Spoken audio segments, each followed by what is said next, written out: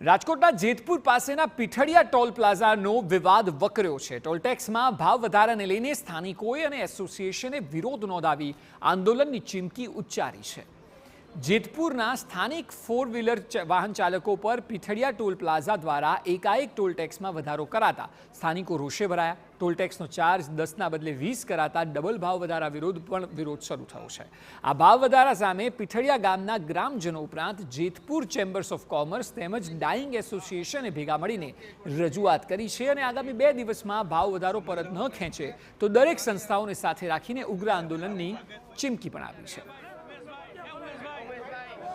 જેતપુર તાલુકા અને શહેરનો 10 રૂપિયા વસૂલી લોકલ ગણી કરવી એક સરકારી નિયમ છે, પણ પીઠડિયા ટોલ પ્લાઝા દ્વારા જે 20 વસૂલ કરવામાં આવે છે એને અમે વખોડી કાઢી અને 10 રૂપિયા વસૂલાત કરવા અમારી માગણી છે। અમે બધા નક્કી કરીને આજે અહીંયા આવ્યા છીએ અને એનો વિરોધ કર્યો છે કે ભાઈ 10 રૂપિયા જ રાખે લોકલ વાહનના।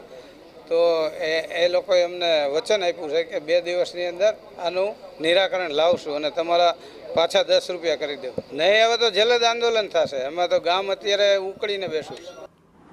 પીઠડિયા ટોલ પ્લાઝા બન્યું ત્યારે પણ વિરોધ થયો હતો, જેને ઠારવા નેશનલ હાઈવે ઓથોરિટીએ જેતપુર શહેર તેમજ તાલુકાના વાહન ચાલકોને લોકલ ગણી આજીવન 5 રૂપિયા ટોલ ટેક્સ વસૂલવાની મૌખિક બાંહેધરી આપી હતી। 3 મહિના પહેલા પણ NHAI સાથેની બેઠકમાં ભાવ વધારો ન કરવા સહમતિ બંધાઈ હતી। જોકે ફરી ટોલ ટેક્સમાં ડબલ ભાવ વધારાથી સ્થાનિકોમાં આક્રોશ છે। ઉપરાંત પીઠડિયા ગામના સરપંચે ટોલ પ્લાઝા પર ગ્રામ પંચાયતમાં વેરો ન ભરવાનો આક્ષેપ કર્યો। પીઠડિયાના ગ્રામજનોને ટોલ ટેક્સમાંથી મુક્તિ અપાયાની મૌખિક બાંહેધરી અગાઉ આપી હોવાનું પણ જણાવ્યું। ટોલ પ્લાઝા મેનેજરે ભાવ વધારાના નિર્ણયને NHAIનો ગણાવીને હાથ અદ્ધર કરી દીધા તેમજ લોકોની રજૂઆતને ઉચ્ચ કક્ષાએ મોકલી હોવાનું જણાવ્યું છે। પીઠડિયાના જે લોકલ જે માનો કે ફોર વ્હીલ વાહન છે જે ખરેખર ઝીરોમાં જ હોવા જોઈએ કે એને 10 કે 5ની સિસ્ટમને આંતરની કંઈ હોવું જ ન જોઈએ, કારણ કે જે તે સમયે આ ટોલ નાકું ચાલુ થયું ત્યારે જ આ વાત થઈ હતી જનરલ મૌખિક કે ભાઈ પીઠડિયાવાળાને ઝીરોમાં જ ચાલશે ટોટલ ફોર વ્હીલ વાહનો। લોકલ દરમાં વધારો નથી છે, આપણે લોકલમાં જે છે ને ભાવ ઘટાડો થયો છે રિયલમાં NHAIના રૂલ્સ પ્રમાણે।